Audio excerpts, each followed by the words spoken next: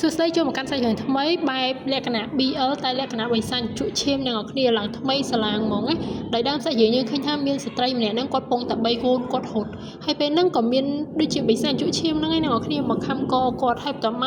គាត់ក៏របូតកូនគាត់ពីដៃហើយកាត់ចូលមកដល់តួប្រុសយើងនេះគាត់សម័យពីរឿងហ្នឹងដូចគាត់ได้យល់សពពីរឿងហ្នឹងអញ្ចឹងហើយពេលគាត់ងើបមកហ្នឹងគឺគាត់ដូចជានៅក្នុងមណ្ឌលកុមារកំព្រាមានមិត្តភ័ក្តិគាត់អីពេញហ្នឹងអញ្ចឹងទៅហើយមានក្មេងៗច្រើនមែនទែនហើយថ្ងៃហ្នឹងដែរជាថ្ងៃខួបកំណើតរបស់គាត់អញ្ចឹងអ្នកនៅនឹងគ្រប់គ្នាហ្នឹងប្រេងគាត់អីអញ្ចឹងប្រេងចុះប្រេងឡើងទៅលើកនំខេកមកសប្រៃគាត់ហើយនៅពេលដែលកាត់នំខេកហ្នឹងគាត់ហ្នឹងក៏ម៉ាក់គាត់ឲ្យកាត់ទេអ្នកនរគ្នាអ្នកដែលចិញ្ចឹមគាត់នៅនឹងគាត់ហៅថាម៉ាក់អីអញ្ចឹងទៅម៉ាក់គាត់ឲ្យកាត់ទេខ្លាចគាត់មានរបួសដោយសារតែម៉ាក់គាត់និយាយថាអញ្ចឹងគាត់ជាមនុស្សម្នាក់ដែលឲ្យតែហូរឈាមគឺហូរអស់ពីខ្លួនហ្មងហូរឈាមគឺហូរអត់ឈប់ហ្មងអញ្ចឹងអត់ឲ្យកាន់របស់មុខស្រួចទេហើយដល់ពេលម៉ាក់គាត់ឲ្យគាត់កាត់នំខេកអញ្ចឹងគាត់ក៏ដើរចេញមកក្រៅពេលគាត់ដើរចេញមកក្រៅទៅក៏ឃើញហ្គីតាមួយហើយគេដាក់ផ្លាកថា Happy Birthday Gift Birthday អញ្ចឹងណាហើយអញ្ចឹងទៅគាត់ស្មានតែម៉ាក់គាត់ទិញឲ្យគាត់ក៏ទៅសួរម៉ាក់គាត់ហើយម៉ាក់គាត់ក៏ប្រាប់ថាមិនម៉ាក់ទិញឲ្យទេគេមកបរិច្ចាគនៅមណ្ឌលហ្នឹងអញ្ចឹងម៉ាក់ក៏ធ្វើឲ្យហ្មងទៅខ្ញុំគិតថាមិនម៉ាក់គាត់អ្នកទិញឲ្យព្រោះម៉ាក់គាត់ឆ្លើយរឿងsurprise ដែរអត់ដឹងថាមកពីណាតែគាត់ចង់ឲ្យកូនប្រុសគាត់គិតច្រើនគាត់ក៏ថាគាត់អ្នក surprise ឲ្យទៅគឺជាដើមសាច់រឿងរបស់យើងហើយបន្ទាប់មកតួប្រុសរបស់យើងហ្នឹងគាត់ក៏ធំហើយគាត់អត់អាចនៅនឹងទេគាត់ចាប់ផ្ដើមត្រូវទៅរៀននៅ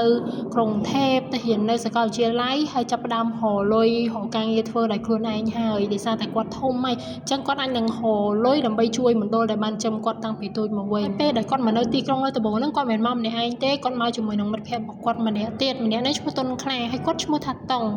ហើយមិត្តភ័ក្តិរបស់គាត់ហ្នឹងមកដល់គេរកការងារ part time ធ្វើធម្មតាអញ្ចឹងតែគាត់ម៉ាក់គាត់ប្រាប់មកថាឲ្យធ្វើទេដោយសារតែខ្លាចគាត់មានគ្រោះថ្នាក់ព្រោះគាត់មានរបួសអត់បានទេហើយដល់អញ្ចឹងទៅមិត្តភ័ក្តិរបស់គាត់ហ្នឹងក៏ប្រាប់ថាហែងកុំទៅដាច់ខាតអញទៅធ្វើការតែម្នាក់ឯងទេហើយគាត់ក៏រើសបាននេះឲ្យអ្នកនរគ្នាកណ្ដាស់ខិតតបានមួយហើយខិតតបានហ្នឹងគឺធ្វើការ part time អីអញ្ចឹងគាត់ក៏គាត់អាចនឹងលួចទៅតែអត់ទាន់ដឹងទេហើយបន្ទាប់មកគាត់ក៏សម័យយើងឃើញពីអតីតកាលរបស់គាត់គឺនេះពេលដែលគាត់នៅទូចគាត់ឃើញគេលេងអីមួយចង់ទៅលេងមួយគេខ្លាំងណាស់តែម៉ាក់គាត់ហាមរហូតដល់លេងគាត់ខ្សោយគាត់បានទៅចូលមើលគេទេតែនៅពេលមួយហ្នឹងគឺគាត់គាត់លួចមកលេងម្នាក់ឯងហ្មងហើយក៏ធ្លាក់ក៏ប៉ុន្តែពេលធ្លាក់មកនោះអត់មានរបួសអីទេហើយនៅពេលដែលកាត់ចូលមកដល់ពេលបច្ចុប្បន្ននេះគាត់ពងហាកៅអៅហ្នឹងក៏មានអាដៃហាកៅអៅហ្នឹងវាដួលណាប៊ីនឹងដួលត្រូវគាត់ក៏មិនថាត្រូវគាត់ទេហើយក៏យើងឃើញថាមានមនុស្សម្នាក់កំពុងតែឈរមើលសកម្មភាពរបស់គាត់ហើយគាត់ក៏លួចមកធ្វើការ part time មែនគាត់ត្រូវបានអាកាតបាននឹងហើយគាត់ធ្វើហើយគាត់ប្រាប់គេថាអញ្ចឹងគាត់ឈ្មោះតុនខ្លាគាត់យកឈ្មោះមិត្តភក្តិគាត់មកធ្វើតែអញ្ចឹងប្រាប់ថាហាមកុំឲ្យធ្វើហ្នឹងហើយរឿងដែលសំខាន់ណាស់អ្នកនរគ្នានៅកន្លែងហ្នឹងគឺកម្មវិធីហ្នឹងបែប private ធ្វើមកមានតែភ្ញៀវដែលគេអញ្ជើញទេដូចជា50-60នាក់អីអញ្ចឹងទៅហើយអ្នកបម្រើរបស់គេហ្នឹងអ្នកបម្រើលើកស្រាលើកអីហ្នឹងក៏គេរឿងតង់រងដែរហើយរឿងដែលសំខាន់ហ្នឹងនៅនឹងអ្នកនរគ្នាសិតតែបីសាច់ជួយឈាមទាំងអស់អត់សូវមានមនុស្សទេហើយយើងឃើញមានប្រុសសាស្រីសាពីរនាក់នេះដូចជាអ្នកវិនិយោគទុនឬក៏តារាតែខ្ញុំគិតថាអ្នកវិនិយោគទុនច្រើនជាងអ្នកនរគ្នាហើយក៏មានអ្នកកសែតមកសម្ភាសគាត់តែពេលហ្នឹងមនុស្សច្រើនពេកក៏ប៉ះមេក្រូហ្នឹងចំអានាឡិកាគាត់ហើយនាឡិកាគាត់ហ្នឹងថ្លៃឯអ្នកនរគ្នាមើលទៅគាត់ដូចជាពេញចិត្តទេក៏ប៉ុន្តែក៏បាននិយាយថាអញ្ចេះអត់អីទេនាឡិកាមួយព្រោះថ្ងៃនេះគេខ្វល់ពីពេលវេលាគេខ្វល់តែសុបាយចិត្តទេហើយអានឹងគាត់នឹងនិយាយអញ្ចឹងអ្នកនរគ្នាតាមពិតគាត់ឲ្យកូនចៅគាត់ចាប់អ្នកសារព័ត៌មាននឹងយុទ្ធនាប័ណ្ណអីហើយឃើញតួប្រុសយើងវិញកំពុងតែលើកស្រាធៀបភ័យស្រន់ស្លន់ណាព្រោះជាការងារដំបូងរបស់គាត់ហើយពេលហ្នឹងក៏មានមិត្តរួមការងាររបស់គាត់ហ្នឹងប្រាប់ថាជួយលើកស្រាទៅឲ្យភ្ញៀវនៅអាងទៅខំហើយពេលគាត់មកក៏ជួបមួយតួប្រុសយើងតួឯកមួយទៀតណាអ្នកនរគ្នារឿងហ្នឹងតួពីរអ្នកគាត់ហើយតួប្រុសហ្នឹងក៏ថាគាត់ផឹកអាហ្នឹងឯងទៅដូរអាផ្សេងឲ្យគាត់មកហើយចាំចូលទៅឲ្យគាត់នៅកន្ទប់ហើយអាផ្សេងមកគាត់ហ្នឹងគឺស្អីគេនេះពណ៌ក្រហមនេះហៅស្អីតាក់ទងមួយឈាមអីអញ្ចឹងហើយដល់ពេលគាត់ចូលមកគាត់គោះទ្វារទៅមានណែគេឆ្លើយគាត់យកការបុគ្គលិកហ្នឹង scan ចូលក្នុងកន្ទប់ហ្នឹងហ្មងគាត់ថ្លើមធំដែរអ្នកនរគ្នាហើយដល់ពេលគាត់ចូលមកដល់តួប្រុសយើងណាគាត់ក៏ឲ្យលុយហើយគាត់ថាអញ្ចឹងកុំមកធ្វើការងារអញ្ចឹងទៀតឲ្យលុយឲ្យចេញទៅឈប់ធ្វើការងារអញ្ចឹងទៅហើយគាត់ថាអញ្ចឹងគាត់ធ្វើការគាត់បានយកធីបយកអីពីភ្ញៀវអីអញ្ចឹងទេហើយដល់ពេលតួប្រុសយើងក៏ហៅឈ្មោះគាត់ថាតុងគាត់ថាគាត់ឈ្មោះតុនខ្លាគាត់បោកគេហើយតែតួប្រុសសំខាន់ហ្នឹងគាត់ស្គាល់ឈ្មោះតួរបស់យើងហើយដល់ពេលអញ្ចឹងទៅគាត់ក៏ថាឥ ឥឡូវចង់ឈប់ខ្លួនឯងឬក៏ខ្ញុំប្រាប់ទៅខាង service ខាងមេខាងដំណើរការហ្នឹងឲ្យបញ្ឈប់ឯងហើយដល់ពេលអញ្ចឹងទៅគាត់ក៏រៀងភ័យគាត់ក៏ធ្វើអាកៅហ្នឹងបែកហើយនៅពេលដែលកៅហ្នឹងបែកគាត់រើសកៅហ្នឹងទៅក៏វាចេញឈាមហើយនៅពេលដែលចេញឈាមហ្នឹងណាគឺមនុស្សនៅក្នុងកម្មវិធីហ្នឹងចាប់ផ្ដើមធំក្លិនឈាមហ្នឹងគ្រប់គ្នាហើយដល់ពេលតួប្រុសយើងហ្នឹងជាបិសាចជក់ឈាមអីគាត់ក៏ប្រែខ្លាចចេញជាភ្នែកបិសាចចេញចង្គមចេញអីអញ្ចឹងហើយគាត់ក៏បានបឺតឈាមហ្នឹងទៅនៅពេលដែលគាត់បឺតឈាមហ្នឹងហើយខ្លួនប្រាណរបស់គាត់វាប្លែកហើយអញ្ចឹងទៅតួរបស់យើងនេះស្រឡាញ់កាំងទាំងអស់គ្នាគាត់ឆ្ងល់ម៉ែអីឆ្ងល់អីហើយដោយសារតែតួប្រុសជាបិសាចជក់ឈាមគាត់ដឹងថាឈាមរបស់តួប្រុសហ្នឹងជាឈាមកម្ររបៀបជាឈាម golden ណា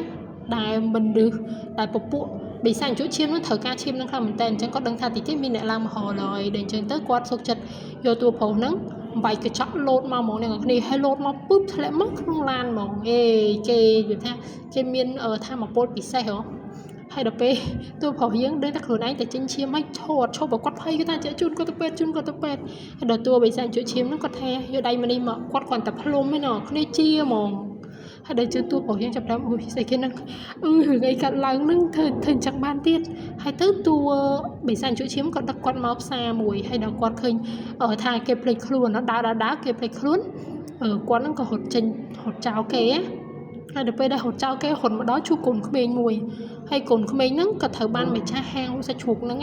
គាត់ស្ដាច់ឈាមហើយរកវាយកូនហ្នឹងថាកុំឲ្យមញញ៉ៃនៅដងលេងអីកូនហ្នឹងជាបិសាចជក់ឈាមទៅខំម្ចាស់តូបហ្នឹងហើយដល់ពេលគាត់អញ្ចឹងគាត់ឃើញអញ្ចឹងគាត់ក៏រត់ហើយដល់ពេលកូនហ្នឹងក៏ចង់ដេញមកខំគាត់ប៉ុន្តែតួប្រុសដែលជាបិសាចជក់ឈាមយើងហ្នឹងគាត់ក៏ចេញមកតាន់ហើយដល់ពេលគាត់ចេញមកតាន់អញ្ចឹងគាត់ក៏ប្រាប់ថាបើចង់មានបញ្ហាទៅឲ្យឆ្ងាយហើយកូនក្មេងហ្នឹងក៏រត់ទៅ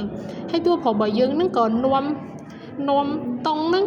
ទៅផ្ទះរបស់គាត់ហើយតុងអត់ចង់ទៅទេតែដឹងអីតួបិសាចជក់ឈាមហ៎គាត់ទៅយកដៃបិទភ្នែកតុងមកផ្លែតទេពីផ្សារដល់ផ្ទះគាត់បាត់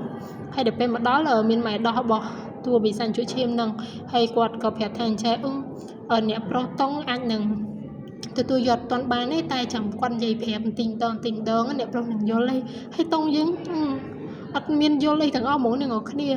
យើងដូចយើងឧទាហរណ៍ថាយើងមនុស្សសុកមកឃើញមានបិសាចជក់ឈាមមកឃើញយុទ្ធសលឃើញអីចឹងអាណាជឿលោកអើយហើយបន្ទាប់មកតួបិសាចជក់ឈាមហ្នឹងគាត់ក៏បាននិយាយប្រាប់ថាចេះខ្ញុំមិនមនុស្សធម្មតាខ្ញុំជាប្រភេទសភាវៈ